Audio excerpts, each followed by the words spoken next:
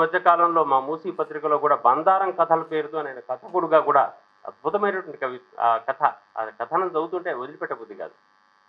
వారి ఊరి కథలన్నింటినీ కూడా దేశీయమైన లేదా ప్రాంతీయమైనటువంటి భాషతోని అద్భుతంగా తీర్చిదిద్దుతున్నటువంటి డాక్టర్ నందిని సిద్ధారెడ్డి గారు మొట్టమొదటి ప్రసంగం కవిత్వంతో నా ప్రయాణం అనే అంశంతో మొదలు పెడతారు.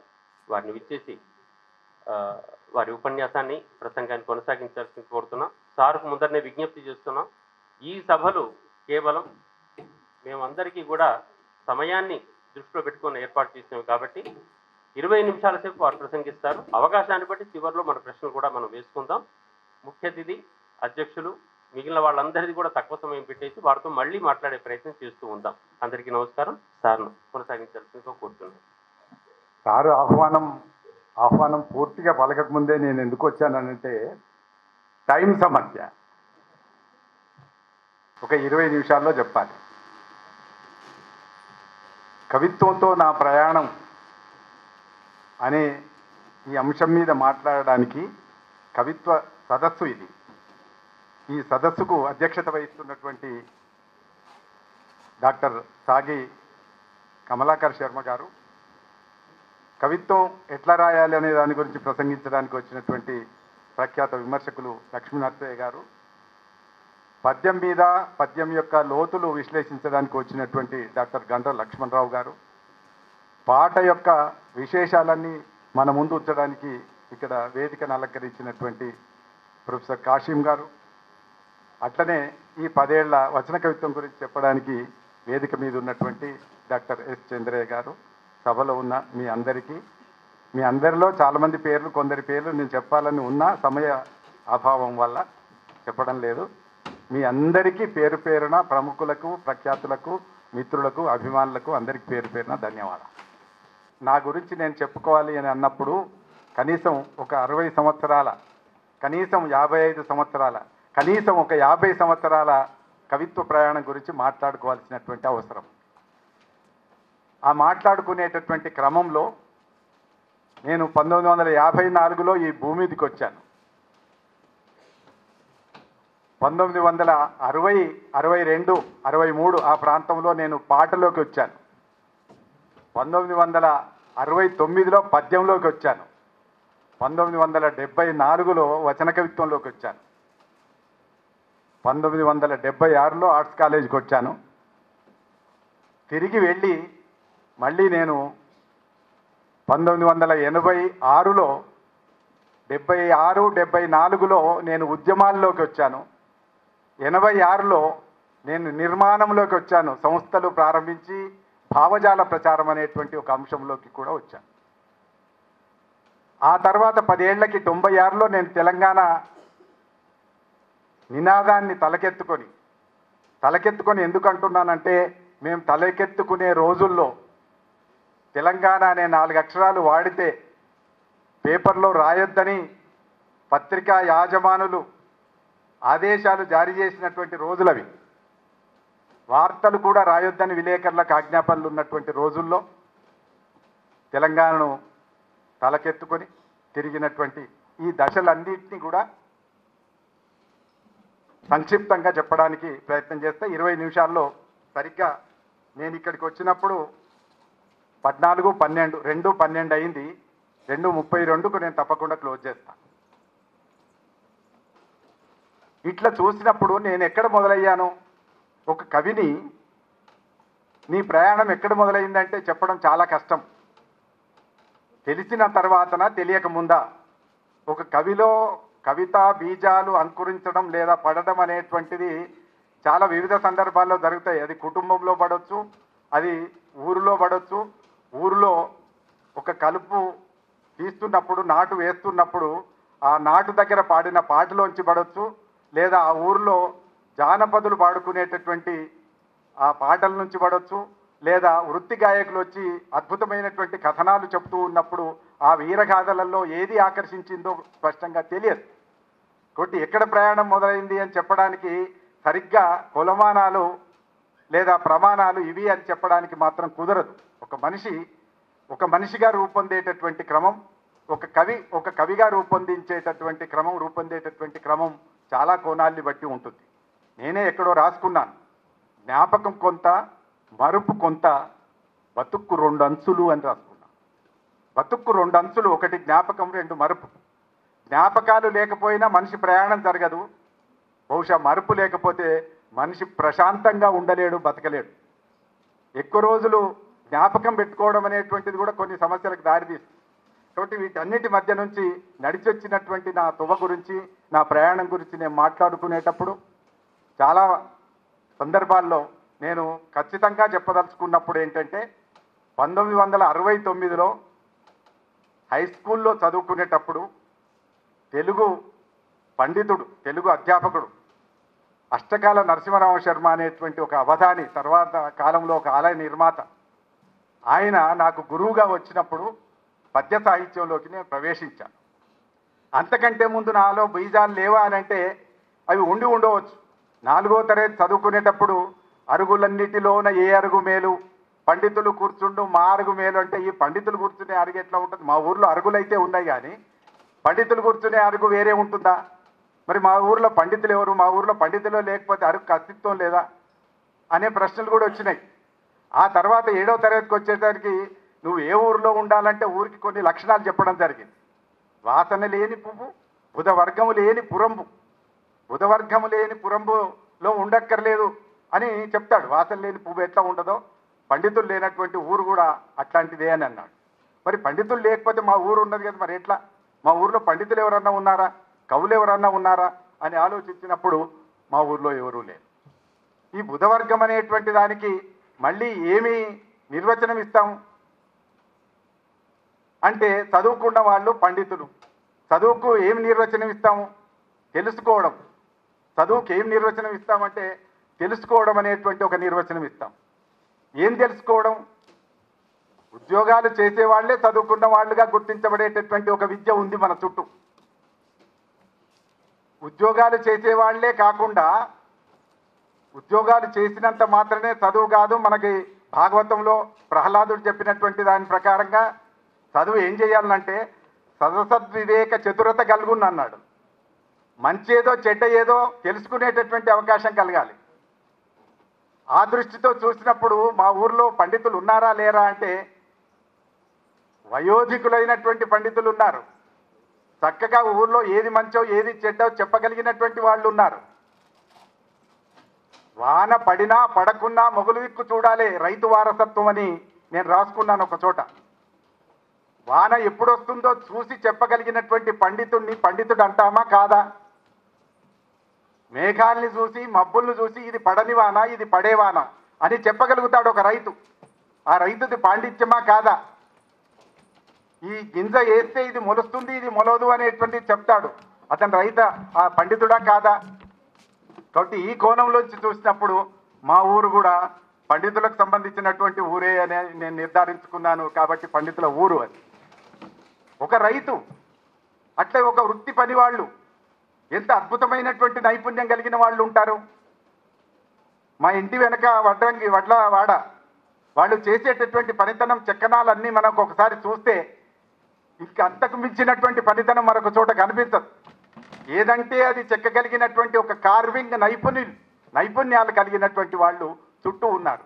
వీళ్ళ మధ్యలోకెళ్ళి నేను వచ్చాను కనుక నా కవిత్వ ప్రయాణం ఎక్కడ మొదలైంది అని అంటే, నా ఇంటి వెనుక మొదలైందా, పొలం కాడ మొదలైందా, నా ముందట పొలం పనులు చేస్తున్నటువంటి రైతు దగ్గర మొదలైందా, వీళ్ళందరి దగ్గర మొదలైంది. అందరి దగ్గర మొదలైన దానికి ఒక రూపం వచ్చింది.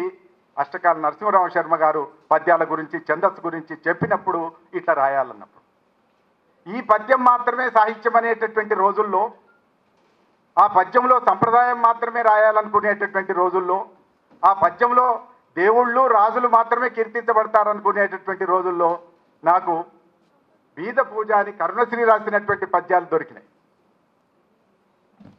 కరుణశ్రీ రాసినటువంటి పద్యాల్లో వాడిన గుడ్డి పూలు కొని వచ్చను వీడని జాలిమాలినో నాడకమో దయామయ అని దేవుణ్ణి ప్రార్థిస్తాడు ఆయన. ఈయన ఏ పూలు తీసుకొచ్చాడు? వాడిన పూలు తీసుకొచ్చాడు. కానీ నిజానికి దేవుడికి ఇష్టమైంది పూలతో పూజనే కావచ్చు, కానీ వాడిన పూలతో పూజన లేదా అప్పుడే పూసిన పూలతో పూజన అనేటువంటిది తేల్చడం చాలా కష్టం. నిజమైన దేవుడు ఒకవేళ ఉండి ఉంటే మొక్కిన వాడి దగ్గర భక్తి కనుక ఉండి ఉంటే పూలతో నిమిత్తం లేకుండా భక్తుడి యొక్క హృదయాన్ని బట్టి ఆశీర్వదించగలిగినటువంటి వాళ్ళే నిజమైనటువంటి దేవుళ్ళు. వాళ్ళు మనుషుల్లో నాకు కనబడ్డారు. వాళ్ళు ఇట్లా రాసి ఒక కొత్త ఊహ చేయగలిగినటువంటి మనుషుల్లో నాకు కనబడ్డారు. కాబట్టి చాలాసార్లు దేవుడు వరం ఇచ్చినా పూజారి వరం ఇయ్యడు అంటారు. పూజారి దేవుడికి మధ్యన, భక్తుడికి దేవుడికి మధ్యన ఒక అడ్డంకిగానో లేదా ఒక సంయోజకుడుగానో ఉండేటటువంటి పూజారి తనకు కుచిత స్వభావం ఉంటేనేమో వరం ఇయ్యడు, విశాలమైనటువంటి మనస్తత్వం ఉంటేనేమో తప్పనిసరిగా ప్రతి మనిషిని అటువైపు ఆకర్షించగలిగినటువంటి ఉదారత ఉంటుంది. అతను మాత్రమే బుధుడు అవుతాడు తప్ప వేరే వాళ్ళు బుధులు కారు, వేరే వాళ్ళు పండితులు కారు. కుచితమైనటువంటి ఉద్దేశాలు కలిగిన వాళ్ళు బుధులు కారు. ఇది నాకు గ్రామం నేర్పింది. ఇది నాకు ఊరి పాటలు నేర్పినాయి, శ్రమ చేసేటటువంటి చేతులు నేర్పినాయి. ఇక్కడ నుంచి వచ్చిన తర్వాత ఇదే రాయాలి అని అనుకునేటటువంటి దశలో వాడిన గుడ్డి పూల గురించి కూడా రాయొచ్చు అనేటువంటిది నాకు అర్థమై పద్యాల్ని రాస్తూ ఉన్నటువంటి క్రమంలో ఊర్లోకి పత్రికలు రావు, ఊర్లో గ్రంథాలయాలు ఎక్కువగా లేవు. ఊర్లోకి అప్పుడే గ్రామ పంచాయతీకి వచ్చినటువంటి గ్రంథాలయాల్లో పట్టుకొని చదువుతూ ఉంటే ఏవో సెలెక్ట్ చేసినటువంటి కొన్ని పుస్తకాలు వచ్చినాయి. దాంట్లో ఏది అవునో ఏది కాదో, ఏది చదవచ్చో ఏది రాయొచ్చో తెలియనటువంటి వయసులో రకరకాలుగా ఇటు అటు తొక్కులాడినటువంటి సందర్భం ఉంది. వచన కవిత్వం అనేది ఒకటి ఉంటుందని తెలుసు, కానీ దానికి ఏమి నియమాలో తెలియనటువంటి పరిస్థితి.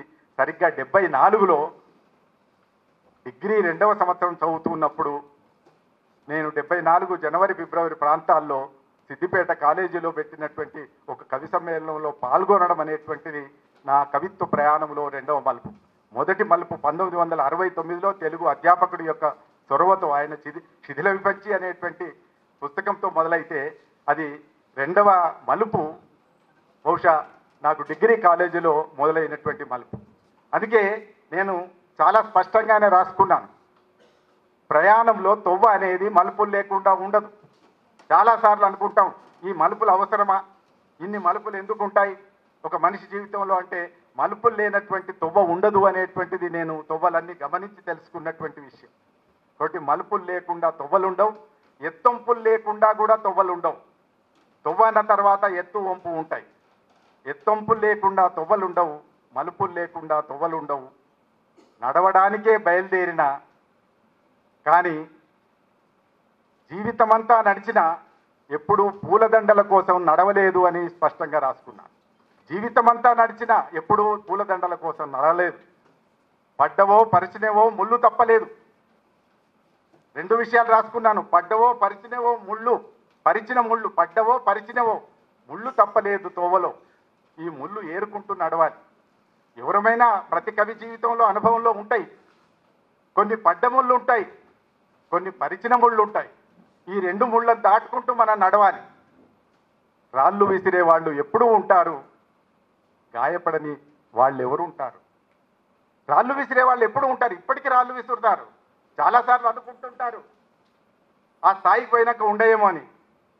మనిషి బతుకున్నన్ని రోజులు ఏ స్థాయికి పోయినా కూడా రాళ్ళు విసిరే వాళ్ళు ఎప్పుడే ఉంటారు. గుర్తుపెట్టుకోండి, రాళ్ళు విసిరితే గాయపడతాం, గాయపడినా కూడా నడవడానికే బయలుదేరిన నేను నడిచి తీరుతా అని చెప్పుకొని నడుచుకుంటూ వచ్చి, కాబట్టి నడవడానికి బయలుదేరింది నేను. నా గమ్యం చేరుకోవడానికి ప్రయాణం మొదలుపెట్టాను. కాబట్టి నా గమ్యం చేరుకోవడానికి దిశగానే నేను ప్రయాణం చేసుకుంటూ వచ్చిన. అందుకని కరిగితే కవి, కరిగితే కవి, పారితే నది. కవి నది అవతారం. నాకు 2 తెలుసు, నీటి మనసు నీటి సొగసు 2 తెలిసినటువంటి వాడు. కాబట్టి నీటి మనసు మాత్రమే తెలిస్తే సరిపోదు. ఇక్కడ సాహిత్య ప్రపంచం తొందరగా ఒప్పుకోదు. ఇది శిల్పము శిల్పం అంటుంటుంది ఎప్పటికీ. నీ హృదయం అంటే సరిపోదు, నువ్వు ఆర్ద్రంగానే ఉన్నావంటే సరిపోదు. నీ ఆర్ద్రతకు, నీ మనసుకు ఒక ప్రావీణ్యతతో కూడినటువంటి, ఒక సౌందర్యాత్మకతతో కూడినటువంటి, ఒక శిల్పంతో కూడినటువంటి చేర్పు దానికి ఉండాలి. కాబట్టి ఈ విషయాలన్నీ నాకు 74లో శ్రీశ్రీ మహాప్రస్థానం దొరికిన తర్వాత, తిలక్ అమృత కురిసిన రాత్రి దొరికిన తర్వాత, దాశరథి కృష్ణమాచారి అగ్నిధార దొరికిన తర్వాత, వీళ్ళందరూ చదివిన తర్వాత దొరికినాయి. అంటే ఒక మనిషి కవిత్వాన్ని ఎంత ప్రేమించాలి అన్నప్పుడు కదిలేది కదిలించేది, మారేది మార్పించేది, పాడేది పాడించేది, మునుముందుకు నడిపించేది, పరిపూర్ణపు బతికిచ్చేది అని చెప్పి శ్రీశ్రీ చెప్తాడు. నాదొక వెర్రి దాశరథి. అంటే కవిత్వాన్ని ఎంత ప్రేమించాలో అంత ప్రేమించకపోతే మనం రాణించలేము. నాదొక వెర్రి తాగుడున నాడును వీడును అమ్ముకున్న ఉన్మాది వలెన్ కవిత్వమున నా సకలమ్మును కోల్పోయి రాత్రి దివనములు రచయించితి తీయని కావ్య రస ప్రపంచములు అని చెప్పారు. తాగుడున్న నాడును వీడును అమ్ముకున్న ఉన్మాది. చాలాసార్లు దాశరథి ఇంత చుట్టూ ఉండే ప్రపంచానికి అర్థం కాడు. అయ్యా ఆయన ఆస్థాన కవిగా లేకపోతే బాగుండు, ఆస్థాన కవిగా లేకపోతే బాగుండేది కరెక్టే, కానీ ఉద్యమ కవిగా ఉన్నప్పుడు ఆయన కడుపులో రకరకాల జబ్బులు వచ్చినాయి, జైలు కూడు తిన్నాడు. జైలు కూడు తిన్నప్పుడు సిమెంట్ కలిపినటువంటి భోజనం పెట్టారు. పెడితే ఆయన ఆరోగ్యం అంతా పేగుల్లోకి వచ్చేసి ఆ పేగులు మొత్తం బాగా నాశనమై ఉన్నాయి అనేటువంటి విషయాన్ని మనం అర్థం చేసుకోకుండా దాశరథిని ఎనాలిసిస్ చేయడానికి ప్రయత్నం చేస్తే అది నిజమైన సాహిత్య విమర్శ అనిపించుకోదు. ఒక మనిషి తప్పకుండా ఒక మలుపు తీసుకోవడం వెనకాల ఆయన సొంత కారణాలు. పరిచినట్లుగా ఉండి దివాజీ మీద నడిచి వచ్చేటటువంటి జీవితం కొందరిది ఉంటుంది. వడ్డించిన విస్తరిలాగా ఉండేటటువంటి జీవితం కొందరిది ఉంటుంది.